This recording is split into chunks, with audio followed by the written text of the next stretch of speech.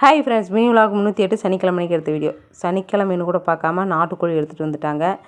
சரி என்ன பண்ணுறதுன்னு மசாலாவெலாம் ஃப்ரெஷ்ஷாக வறுத்து அரைச்சி குழம்பு கெட்டியாக வச்சு கொடுத்துட்டேன். செம்ம டேஸ்ட்டாக இருக்குதுக்கா, வாசமாக இருக்குது அப்படின்னு தங்கச்சி சொன்னால். சாப்பிட்டு பார்த்துட்டு சொன்னால் சனிக்கிழமை அப்படின்றதுனால எனக்கு வேணாம் அப்படின்னு சொல்லிட்டேன். அவங்கெல்லாம் சூப்பராக இருக்குதுன்னு சொல்லி சாப்பிட்டாங்க. அதிகபட்சம் திங்கக்கிழமை அன்னைக்கு சாப்பிடாதீங்கன்னு சண்டை கட்டுவேன். ஆனால் சனிக்கிழமை அன்னைக்கு அவங்கள கட்டுப்படுத்த முடியாது. நம்ம சாப்பிடலை, அவ்வளோதான்.